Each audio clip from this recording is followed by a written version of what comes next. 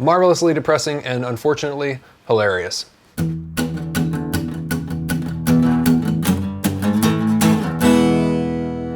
than food, man. Good morning, everyone. Welcome to Good morning, everyone. Welcome to Better Than Food Book Reviews. I'm your host, Clifford Lee Sargent. How's it going? Great to see you as always. Get that coffee. Today is one of my favorite authors. Just flat out, period.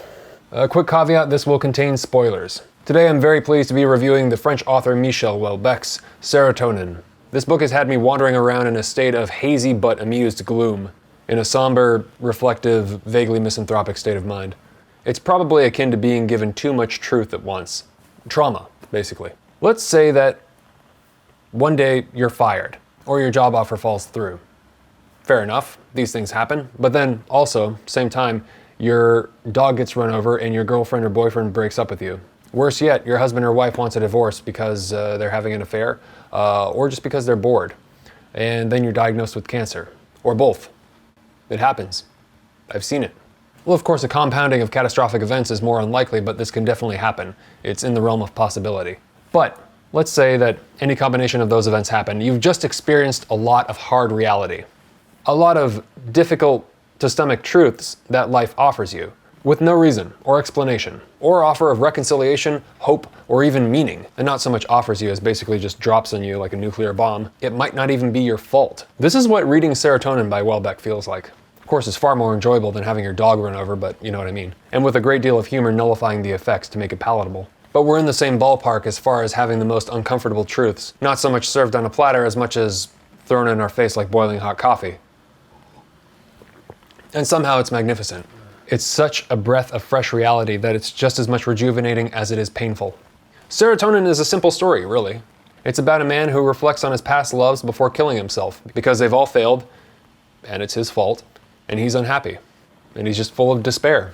He had good parents, he had a fine job, kind of, but one that contributed to the state of the farmers in France, and thus led to the death of his best friend in a way.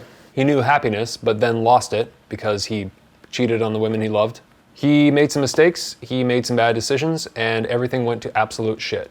And it's his fault, and he knows it. Our protagonist is Florent Claude, a 46-year-old guy who is taking these antidepressants, which are essentially, they basically eliminated his libido. He's castrated. Florent Claude has basically given up his job in agriculture, given up his partner, given up like everything. He's got some money from his inheritance that he's living off of, and he's just gone off trying to see where everything went wrong with his past relationships. He doesn't really get anywhere though. In this journey, Florent Claude visits his best friend, who's a farmer in the French countryside, Houellebecq, who is facing an impossible challenge trying to keep his farm together. He's drinking vodka, and the only thing that excites him are his guns. His wife and children have left him. He's a destroyed man. Some people hate confronting how terrible life can be. Personally, I feel great when somebody just lays it all out and is like, yeah, this is unsolvable and horrific. And sometimes there's nothing we can do about it. It's like, okay, good, I'm not crazy. Sometimes life just is, in fact, this terrible. Feels like an acknowledgement of the truth, a truth, an important one, as opposed to just trying to find the silver lining, because trying to find the silver lining in a lot of situations just feels like a cop-out. It feels condescending. It doesn't acknowledge the suffering of others. It doesn't acknowledge people say, you just have to try harder, you just have to do all that. No. Everybody's working hard. Everybody's working hard. Everybody's miserable. It's luck. It's luck. It's not hard work. It's luck. Yes, you have a little bit of control. You do have a minuscule percentage of control, but it's luck. The overwhelming vast majority of good and bad fortune is luck. There's no meaning to it. Yes, we have to take responsibility for our actions. We do have to take all of these things. Yes, that is important, of course, yes. But we also have to zoom out. The percentage that we control of our lives is so small it may as well be, anyways. I don't always agree with that every day, but today, reading this, Yeah, you begin to see how chance and luck and circumstance all play a giant role in determining whether a life is pleasant or abysmal. Instead of the popular thing you'll see people doing these days, frequently on the internet, which is, no, you're wrong, you've got the wrong mindset. You're not strong enough, you're not hard enough, you're not grateful enough. This is a very American thing to do, by the way. As you can see, it makes money. It makes some people money. Though I don't think socialism is the answer, it's like Steinbeck said. Socialism never took root in America because the poor see themselves not as an exploited proletariat, but as temporarily embarrassed millionaires. Everybody thinks they're gonna be rich, and everything's gonna work out. It's not. It's not. Even if one is special, even if you're special, it's like the chances of you getting to that level, succeeding, are... I would like all of us to stop and realize for a moment that we're probably doomed. And then once we have internalized that, we can move on and be happier. Doesn't mean you're financially doomed, doesn't mean that you're romantically doomed, doesn't mean that any of us are doomed in any specific all-encompassing way, but we're probably doomed somehow. If it's not money, it's going to be love. If it's not love, it's going to be money. If it's not love or money, it's going to be artistic satisfaction. We're doomed. Which, it seems, is how the USA keeps functioning. Were everyone suddenly to realize how truthfully fucked and mundane their lives are, and shall continue to be, things might be different. Things might change. But they won't. I'm just joking. Take all of this with a big grain of salt, okay? As Louis Betty, author of Without God, which is on my shelf, the Michel Houellebecq and Materialist Whore. This was a gift from a kind fan of the show, really nice guy, and I still haven't reviewed it and I really want to, but I found an article by this same author, Louis Betty, writing for the LA Review of Books. As he put it, these are characters in this book whom it's not really popular to feel sympathy for, and so the book is sort of an exercise in compassion, and we could use more compassion. I think. We are turning into a pretty fucking cold culture. All of us. Not just the States. Not just Europe. In part, it's about French farmers who are committing suicide because things are so bad. Farmers are committing suicide here in the States too. I think all over the world. And middle-class white men who are essentially castrated from antidepressants. Emeric, Florent Claude's friend, organizes a demonstration with other doomed farmers, and it turns into a highly publicized suicide. I mean, he gets on the cover of all these magazines, and it's this big thing. So in his article for the LA Review of Books, Louis Betty says that here the temptation arises to read Serotonin as a kind of populist novel of rural revolt against urban technocracy, which manages to predict, if not in content then in spirit, the Yellow Vests revolt against President Emmanuel Macron's pro-EU economic agenda. Houellebecq, however, is too subtle a writer to produce a novel of mere political observation, and Serotonin, whatever its populist flair, is, more significantly, a novel about loss, damnation, and the pitiless indifference of both political and natural processes. Definitely. Merciless. Like I mentioned earlier, he says, it is also a novel about compassion. How much official pity exists for dairy farmers whose livelihood and identity have run afoul of the global economy? About as much as exists for an unremarkable middle-aged white male who can't get an erection and whose sentimental failures are no one's fault but his own. These, truly, are among the least of our brothers, and Houellebecq seems to want to goad us into hating them. In the case of Florent Claude, 2 particular incidents are especially effective, though I won't reveal them, so that we might, in the same stroke, bear witness to our own hypocrisy. Yeah, and he pushes it. Yeah, Houellebecq goes very, very, very far in this one. Maybe the furthest I've read. I mean, it's not light reading, I'll say that. I won't spoil it, but I mean, that scene with the sniper rifle is... I thought he was going to do it. I'll just say that. You'll read the book. I thought he was going to do it, and I was... Oh, God. Oh, God. It's too much.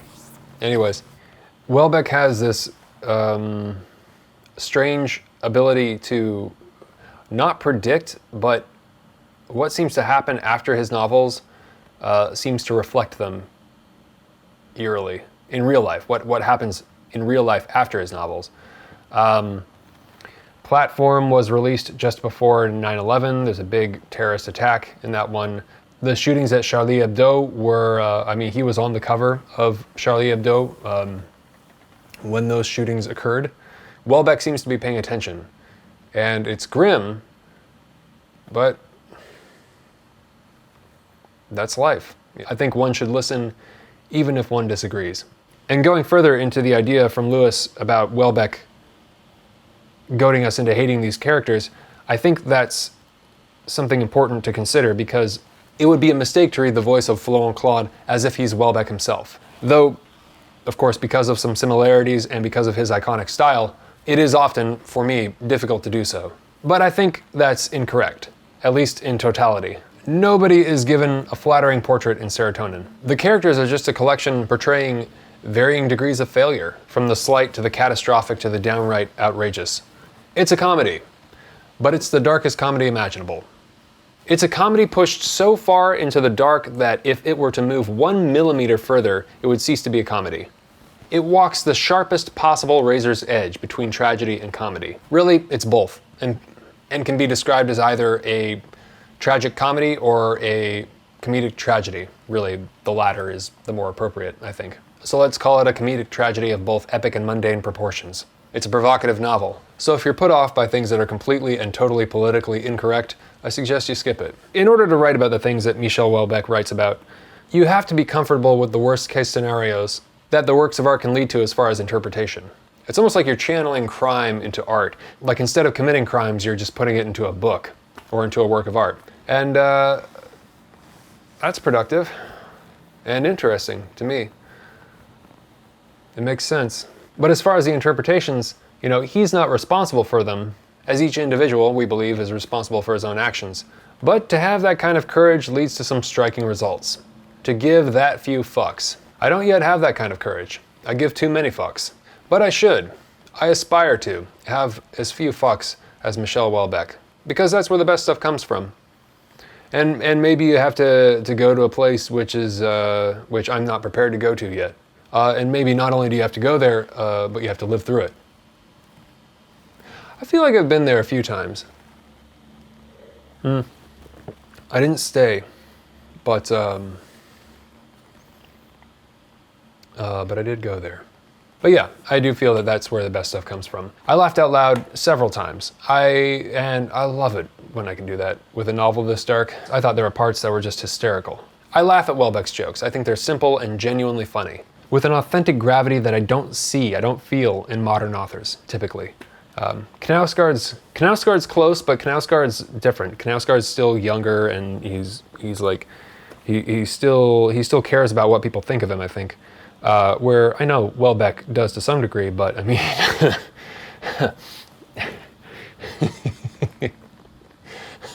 not really. Yeah, it's so rare to find somebody who really just truly doesn't give a fuck, and it's very, very refreshing. A large criticism I've read about the book would be the underdeveloped female characters, which take on the Madonna horror complex of either being elevated or diminished to the point of caricature. But it does seem that this could be intentional for the character, as a particularly self-absorbed and totally insular person who is beginning to think in these extremes, and taking extreme actions in the book. Somebody who is that depressed. At the end of a depressed life, I wonder if perhaps all people, men and women, finally begin to be simply positive or negative memories for us. Like binary code, ones or zeros, shadows of people, just like suggestions of emotions that we felt with them, rather than actual people. But in that respect, I'm mixed on it. It is a lost opportunity. I think more developed female characters could add to the complexity of the novel. Certainly not saying that's easy to do, it's not. But I did find myself wondering more about these women in his life and how things came to be. Michel Houellebecq is one of the most interesting, if not the most interesting, modern author for me personally. Regarding reading, the idea of reading, I absolutely love what he said in this Louisiana Channel interview that I've linked to below in the description box. He said, "Humans generally have too complex a brain for the life they live. A large part of their brain capacity isn't used, and one life isn't enough. You need to have parallel lives or you can't resist reading. So reading really is a necessity, a vital necessity. Even outside of the context of reading, I love the phrase, 'one life is not enough.' And it's true. Although I'd add that one life is also probably not enough and at the same time far too much. And I feel that Houellebecq would agree with me on that one. But, again, before you get offended, remember, the novel is intended to provoke. Remember above all that Houellebecq is not an author of redemptive stories. If you're looking for hope, you're in the wrong place. This is from one of the moments when he's actually happy with this woman that he's still in love with, Camille. I have a strange memory of that period. I can only compare it to those rare moments that come when one is extremely calm and happy, or about to topple into sleep, but holding back at the last minute, while at the same time being aware that the sleep about to come will be deep, delicious, and restorative. I don't think I'm making a mistake comparing sleep to love. I don't think I'm mistaken comparing love to a kind of dream I do. Admittedly with some little moments of individual dreaming, little games of connection and encounter, but which enable us to transform our earthly existence into an endurable moment.